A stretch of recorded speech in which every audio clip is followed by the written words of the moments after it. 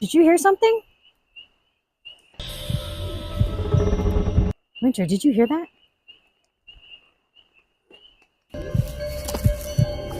What is that? I'm gonna go check it out. You stay here.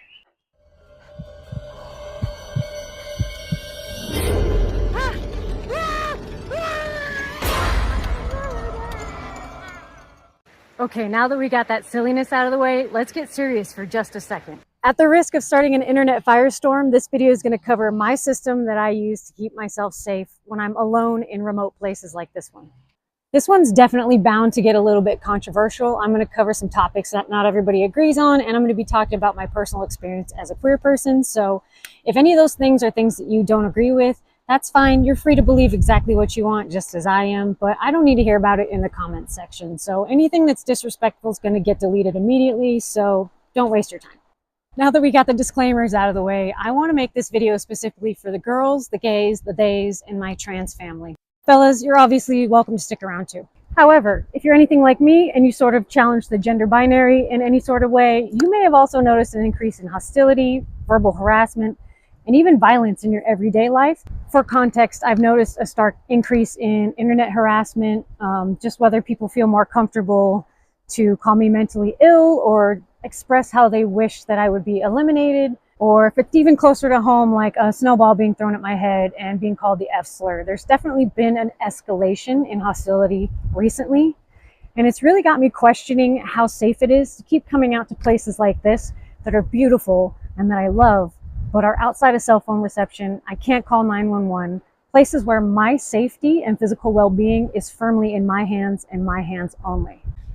I think it's important to mention that I am a pacifist, and this video is not to encourage violence in any way, shape, or form. I don't even kill spiders, but I do know that when I'm put in a position to defend myself, that I can and I will. I've been assaulted trying to use public restrooms multiple times now, where people mistake me for being a man or transgender, and men have put their hands on me and tried to force me out of restrooms. So I've sent aggressors to the hospital with broken bones before. I have a martial arts background, and I've taken several firearm safety courses. So everything I'm going to talk about in my system is stuff that I'm well trained in. And I highly encourage you to get training if you decide to get a firearm for yourself as well. There are women-specific firearm safety courses that are amazing, and they feel a lot safer than the co-ed ones to me. So that's the route I went. I took several of those, and I go and I practice regularly. So this isn't something that I take lightly or treat irresponsibly. But this first item that you're going to see, definitely there should be a trigger warning because it has a trigger. So if that's not something that you're interested in hearing about, you can go ahead and check the timestamp below this video and just skip ahead. I won't bring it up after this section right here.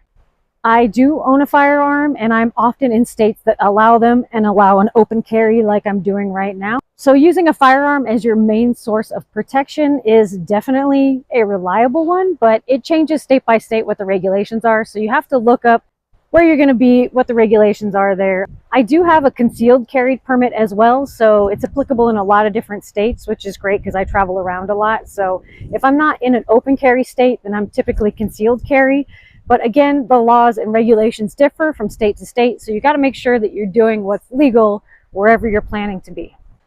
I typically prefer to open carry when it's legal because it's a visual deterrent. If somebody's watching me and they say, oh, that person is over there by themselves, and then they see me turn around with this on my hip, they're going to think to themselves immediately, that's not an easy target, I'm moving on. I do know that a lot of crimes are just crimes of opportunity. So if somebody looks at a situation and it looks like an easy target, then that's a crime of opportunity waiting to happen. So my entire system is sort of based on making myself visually look like the least easy target possible. If somebody just drove by on a forest road and saw me out here by myself, they wouldn't think that's an opportunity for me. I can definitely take advantage of that situation. So I'm definitely not here to convince you to get a firearm. They either are your thing or they aren't. You either have the training to use them safely or you don't. The only reason I bring mine up is because I want to mention this holster system that I use to carry and mount my firearm inside my tow vehicle, on my hip, or concealed carry. So it's all one system by Alien Gear Holsters. It is custom molded to your firearm, so it'll fit specifically for whatever firearm you have. And it's an extra trigger guard when it's in the holster. So it gives you an extra level of safety. and it's super easy to transfer from your hip to a surface mount. They make surface mounts with the same mounting system.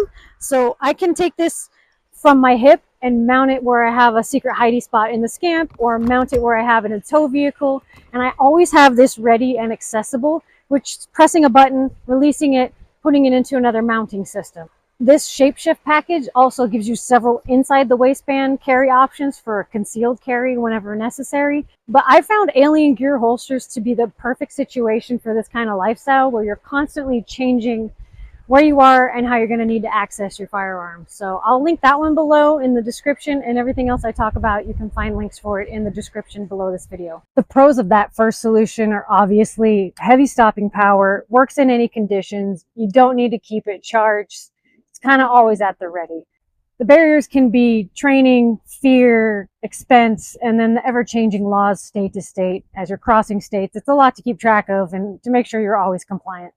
Occasionally, I do travel in states that have heavier gun restrictions where I can't open carry or concealed carry. So my second favorite thing I like to have on my hip is bear mace. It's something that's easily seen from a distance.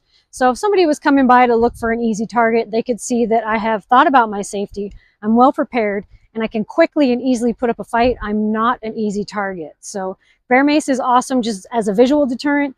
But if something were to run up and attack my dog, I could use it to defend my dog from wildlife or another dog that's off leash perhaps, or if some aggressive wildlife came at me, I can deter that wildlife without harming it or killing it. Bear mace is great for that because it's a temporary deterrent. It's not going to harm the wildlife permanently. The holster makes it easy to always have at the ready, and the top that keeps it from going off accidentally, this piece that you pop out before you spray, is glow in the dark, so it's easy to use at night as well, which I really appreciate.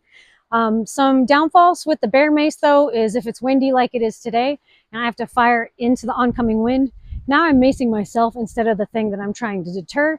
So it's not a great situation on super windy days, and also it's kind of a one-time use item. So if you have multiple problems or assailants, it's really only going to stop one, maybe two, but it's something that works great in areas where a firearm isn't a legal solution. I carry the counter assault option, and I will link this in the description below as well. And anytime I'm using my bear mace as my main form of self-defense, I'll always have a pocket knife on me as well, because the bear mace is one-time use. So I have this assisted open pocket knife that I can get out and get ready really quickly if this runs out and I need something else to defend myself. And just a side note with pocket knives, if you hold it like this, it's not very powerful, and it's also easier to take from you. So if you ever find yourself having to defend yourself with your knife, if you hold it this way, you can still throw punches. You don't have to stab if you don't want to, but you can also block with it with the sharp part of the blade. And then after you block, you can bring it back and stab this way, which is a much more forceful, you can use both, much more forceful motion than trying to stab someone like this. So anytime you have to use a knife to defend yourself, if you hold it like this, it's a lot harder to take from you, and it's a lot more versatile. This next item is something that I think that could work really well for just about anybody. This looks like a flashlight, but what it actually is a flashlight with a glass breaker and a taser built right in. But as you can see, the noise itself makes a pretty good deterrent, and I love that it's got a wrist strap so you can keep it attached to you and it's harder to take it from you and use against you. I love a dual purpose item. If I'm going to go walk to the pit toilet in the dark, then I'm going to need a flashlight anyway. So with a flashlight that's got a built-in stun gun, I don't have to remember to grab something else for protection. I've just grabbed my flashlight, I've got my protection with me. So this is the Guard Dog Diablo, which Guard Dog actually sent to me for free when I reached out to them, because I had initially purchased the Katana, which I thought was an even better option because it's got a bigger taser, it's got a brighter flashlight, and it's got a glass breaker if I ever get in a situation in the car where I need to bust the glass out to get out. So it does 3 different things, which I really appreciate. And like I said, the light is brighter. I'll show you the difference when it gets dark between these two, and the taser is definitely stronger. But I reached out to Guard Dog for the Diablo because I found I wasn't carrying this one as much because the buttons aren't as intuitive and the prongs are actually quite pointy and were getting stuck on my clothing. And if I had it in my pocket, I couldn't get it out of my pocket if it was hanging up on my clothing. So I just found that this wasn't as practical. I keep this in my car now because it does have the 12-volt charger, and I love having the 12-volt option to charge, especially when I'm off the grid. It makes it really easy. But I find that the Diablo is a better size to carry, and it's a better everyday carry. So I even carry this at home when I'm walking the dog. If she poops in the dark and I need to be able to see it, I've got it. But if somebody messes with me, I've got self-defense built in. So I love that it's multi-purpose, and I love that just the noise itself is a deterrent. And it has really nice features that they make it so it doesn't roll. If you put it on a table, the way that it's shaped, it won't roll off the table. Both of these are rechargeable, so this is a great option for somebody that has no martial arts background, that doesn't feel comfortable using a knife, that wants something more than one-time use like bear spray, and isn't comfortable with a firearm. So if you're interested in something like this, Guard Dog actually gave me a discount code, and I'll put that in the description so you can get a few dollars off. But they don't sponsor this video. The only thing they did was send me this for free so I could try it out and tell you about it. I bought this one with my own money. So thank you to Guard Dog for sending the discount code. Y'all can get a discount if you go down to the description and use the code that I put down there. Something else I like to do when I'm solo is to put 2 chairs out, even though I only need to use one. Yes, if somebody's watching you up close and for a long time, they're going to be able to figure out that you're solo. But say somebody just comes driving by this dirt road and glances over. If they look over and only see one chair, then they're going to immediately know that I'm by myself. And it kind of sets off an alarm for one of those crimes of opportunity. If they look over and see 2 chairs, they might assume there's somebody else in the trailer or off doing something. So even though if they watch for a long time, they'd be able to tell I'm solo, if they looked over, I wouldn't immediately be advertising that I'm here by myself. And in that same vein, I always like to make sure that everything is visibly locked. So anybody going by would take a look at my trailer and they'd see, oh, this has several locks on it, locks on the wheels. The front door is closed and possibly locked. The tow vehicle looks like it's locked up tight. There's nothing laying around my solar panel. I've got it up on the roof here. So I'm not advertising at a glance that there's anything of value that's going to be easy to just pop on in and steal real quickly. My campsite's nice and neat and tidy. Everything looks locked up. It doesn't really look like an easy crime of opportunity. Another item I always have with me, which isn't necessarily for self-defense, but is an important part of my safety off the grid, is this Zoleo satellite communication device. I talked about this a little bit in my emergency preparedness video, but what this does is allow me to access the satellite communication network through my cell phone, so I can still text and call for help off the grid anywhere with a clear view of the sky. I can also get weather reports through this, which definitely helps with my safety if the weather changes and a storm's coming in and I need to know. I can still access that through the satellite communication network. I can communicate with emergency medicine providers. If I get myself in a pickle and I'm not sure what to do, I can ask them questions and they relay the messages through the network anywhere in the world. So not only can I call search and rescue in a pinch, but I can check in with my loved ones. I can hit this check-in button and it'll automatically send my exact coordinates to my desired contacts. So if something should happen and I stop communicating, they'll know immediately where my last known whereabouts were, down to the exact coordinates. So that really helps narrow the search field if I do need to get searched for and they need to find me because I can't self-rescue. So definitely something that offers a lot of peace of mind, knowing that I can call help at the push of a button. I can let people know where I am, no matter where I am, cell phone network or no, and I can let people know my exact coordinates and check in with the push of a button to let them know that I'm okay. I'm still out here having fun, even though they can't get a hold of me through my cell phone.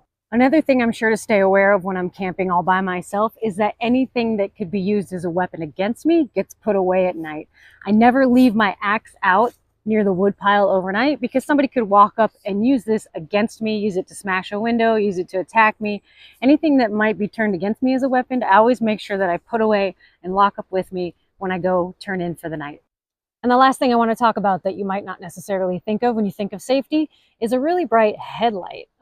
Being able to illuminate your surroundings in the dark when something's going down is key. And if you get one that's bright enough, like this one, that you can actually disrupt the vision of somebody who might be trying to harm you, if you can disrupt their vision, it gives you the upper hand for a second. It can give you time to arm one of your other defenses without them being aware that you're doing it because their vision is blurred from the bright light. And having something readily available that's not my phone in my pocket, I have to reach for, open, turn the flashlight on. It's just on my head or in my pocket. I can turn it on with a couple of clicks. I can see what's going on around me, And I think that that's super important when you're camping out in remote places where there isn't any artificial light of any kind. It also helps with your mental state. If you hear something creepy and you have a bright light you can turn on to illuminate, you can look over and see, oh, that was just a squirrel or a bunny that sounded really big. Or if something is creeping up on you and you can see exactly what it is, it definitely helps your mind not get away from you, helps you stay calm and be able to react accordingly.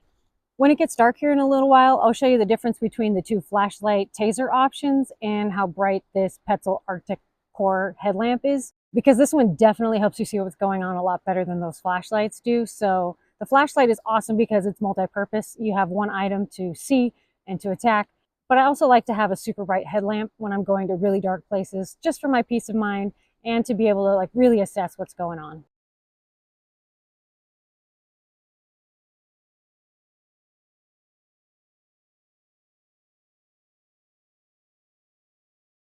And lastly, I want to mention the Gaia GPS app that I use on my phone, which is predominantly for hiking and backpacking off the grid. But I use it a lot out here in remote places because I can download a map of the area ahead of time. So even if I'm outside the network where my typical GPS will work, I have a downloaded map of the area, which comes in handy in a situation like, say I came in on an access road, but a tree falls over and blocks that exit. I can use the map of the area that I have to find a secondary way out if there is one, even when I don't have access to the GPS networks. It's a wealth of information that I use for all kinds of purposes, but the Gaia GPS app definitely gives me peace of mind knowing I can navigate no matter where I am. If I take off on some hiking trails deep into these woods here, I can still use a GPS if I get turned around and get lost, so I can always find my way back. Obviously, all these solutions I'm discussing are only as good as how accessible they are to you when an emergency arises. None of these are going to work well if you've got them locked in your glove box, so I always try to keep at least one of these options on me at all times, so I've got something to defend myself quickly in an emergency. So that's a quick breakdown of all the ways I keep myself safe when I'm out here off the grid, because even if I can reach 911, the response is going to be slow. So my safety is ultimately in my hands. And I'm not going to let the increase in hostility and judgment keep me from doing the things that I love to do. And I hope it doesn't keep you from doing what you love to do either. Hopefully you found one or two things within this video that you think will work well for you. You can find links to everything I talked about in the description, as well as a link to my tip jar if you enjoy this kind of content and want to help support more.